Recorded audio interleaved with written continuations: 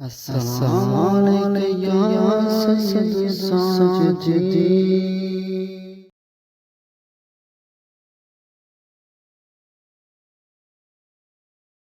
اعوذ باللہ من الشیطان الرجیم، بسم اللہ الرحمن الرحیم۔ الحمد للہ الذی ہدانا لہذا وما کننا لنہتدی لولا ان ہدانا اللہ، اما بعد، بسم اللہ الرحمن الرحیم۔ والذین هم علی صلواتہم یحافظون اولئک هم الوارثون الذین یرثون الفردوس هم فیہا خالدون۔ عزیزان محترم، کربلا اور اس سے جڑے سوالات کے متعلق اور کربلا میں جو شخصیات موجود ہیں ان کے متعلق ہم مختلف ویڈیوز میں بات کر چکے ہیں۔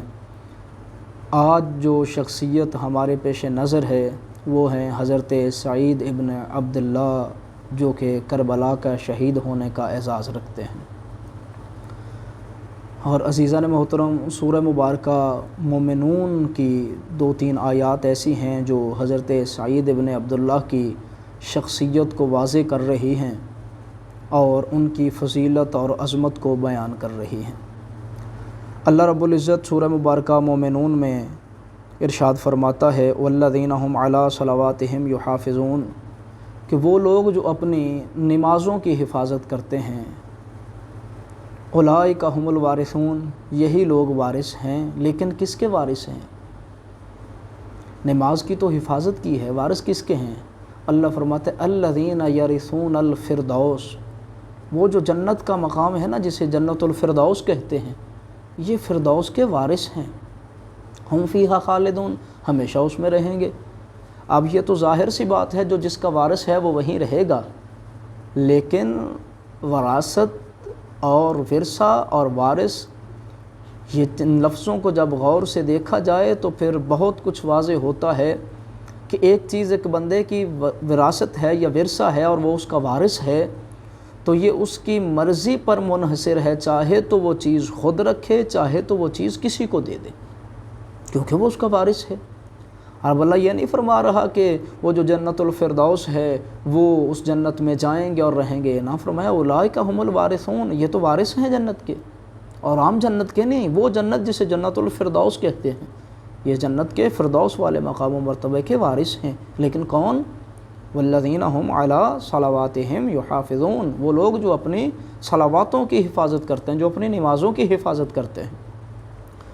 عزیزان محترم، آج تک جتنے بھی مسلمان رسول خدا صلی اللہ علیہ وآلہ وسلم سے لے کر آج تک گزرے، وہ چاہے تابعین ہوں، تبع تابعین ہوں، صحابہ اکرام ہوں، کوئی عالم ہو، کوئی فقیہ ہو، کوئی مفتی ہو، کوئی مجتہد ہو، جتنا بھی پرہیزگار ہو، نماز نے اس کے کردار کی حفاظت کی ہے، کسی نے نماز کی حفاظت نہیں کی ہے۔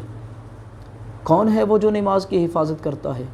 اور یہ بات بالکل روز روشن کی طرح واضح رہنے چاہیے کہ قرآن مجید یہ کہہ رہا ہے کہ جو نمازوں کی حفاظت کرتے ہیں وہی جنت الفردوس کے وارث ہیں۔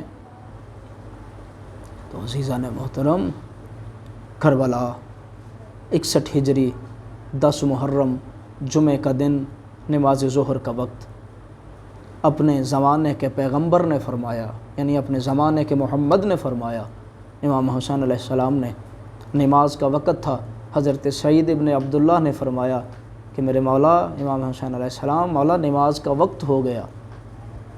تو امام حسین علیہ السلام نے فرمایا سعید، اللہ تجھے قیامت والے دن نمازیوں میں محشور کرے۔ اب یہاں یہ بات بھی قابل غور ہے کہ جو کربلا کا شہید ہے، جو اپنی جان امام حسین علیہ السلام پر نچھاور کر رہا ہے، امام حسین علیہ السلام اسے یہ دعا نہیں دے رہے کہ اللہ تجھے قیامت والے دن انبیاء کے ساتھ محشور کرے۔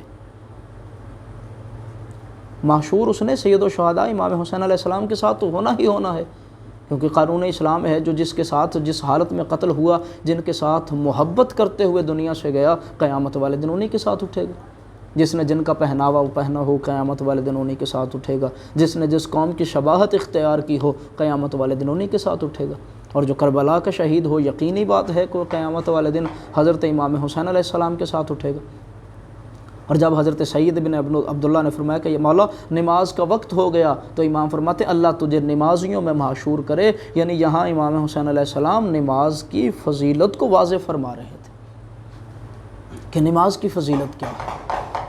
تو عزیزان محترم، جب حضرت سعید نے کہا مولا نماز کا وقت ہو گیا، مولا فرماتے ہم ہیں میدان جنگ میں، یہاں پڑھی جائے گی صلاۃ الخوف۔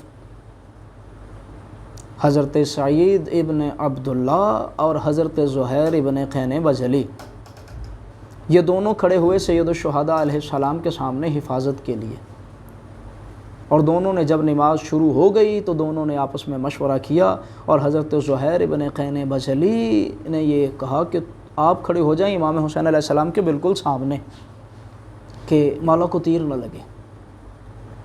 حضرت سعید ابن عبداللہ بالکل مولا امام حسین علیہ السلام کے سامنے کھڑے ہو گئے، اور حضرت زہیر ابن قین بجلی چل کے یوں نمازیوں کے سامنے پہرا دینے لگے کہ جہاں سے جدھر سے کوئی تیر آتا تھا حضرت زہیر ابن قین اسے روک لیتے تھے۔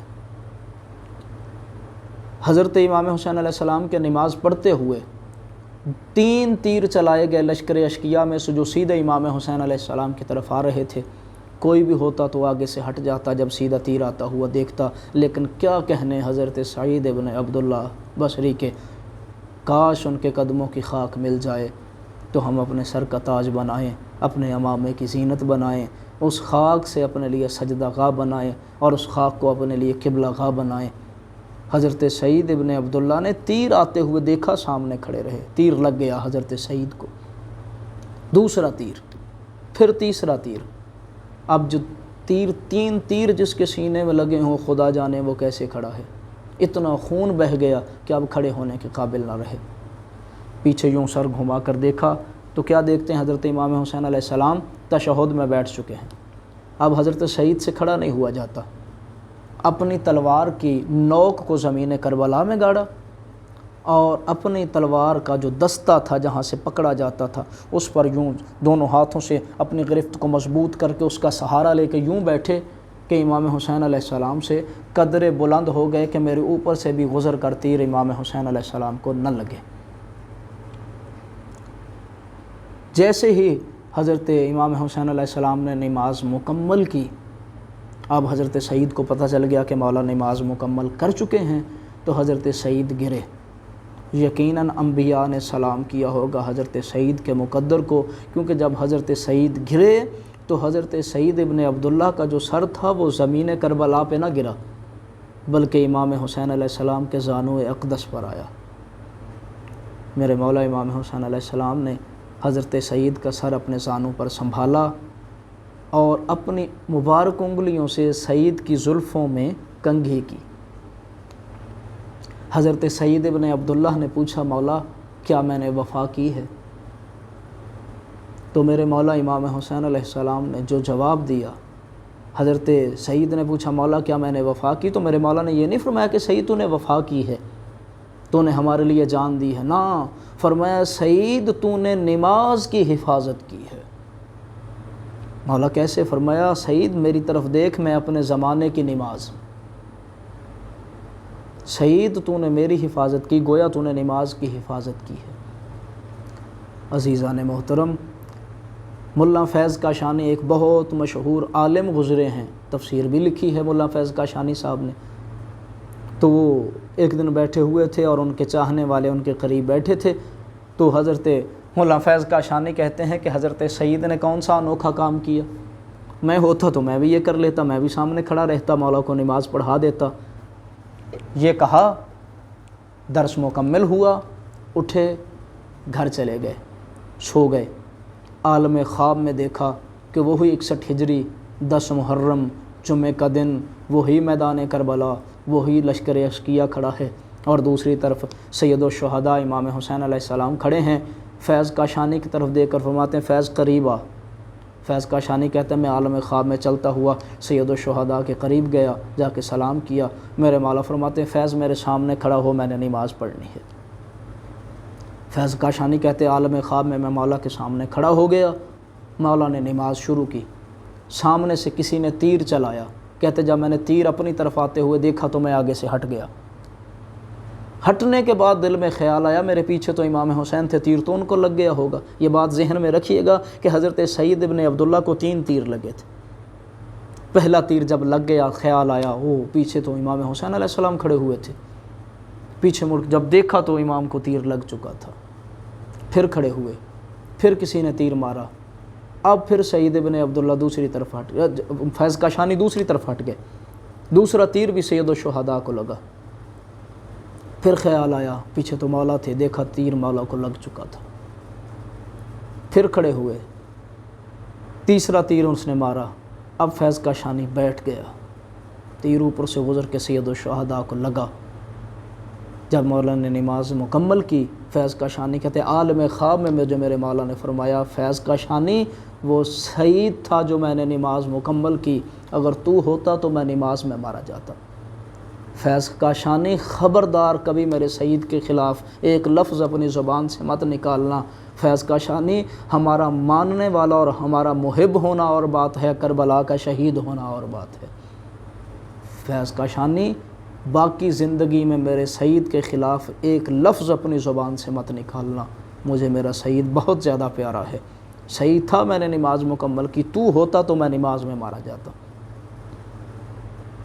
اور عزیزان محترم، حضرت سعید ابن عبداللہ کی شخصیت کو، ان کی فضیلت کو واضح کرنے کے لیے یہی بات کافی ہے کہ انہوں نے فرمایا کہ مولا کیا میں نے وفا کی؟ تو امام فرماتے ہیں سعید تو نے نماز کی حفاظت کی۔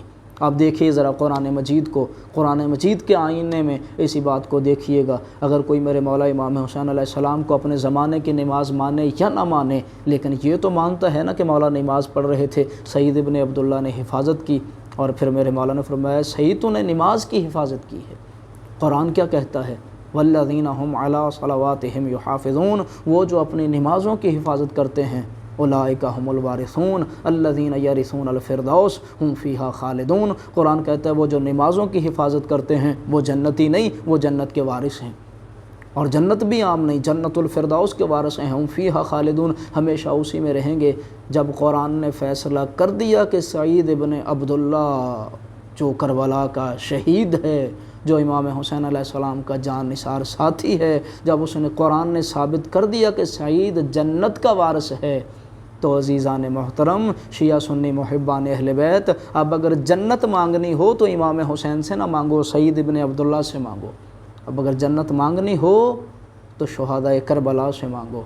شاید اسی لیے اختر چنیوٹی نے کہا تھا اختر در بطول سے ادنا سی شے نہ مانگ، کم ظرف تو نے خواہش ہے جنت فضول کی۔ جنت اگر امام حسین علیہ السلام کے در پر آ گئے ہیں تو پھر جنت کی خواہش نہ کریں، کیونکہ اگر امام حسین علیہ السلام کے در پہ جھکنے والے کو جنت نہیں ملنی تو پھر کس کو ملنی ہے؟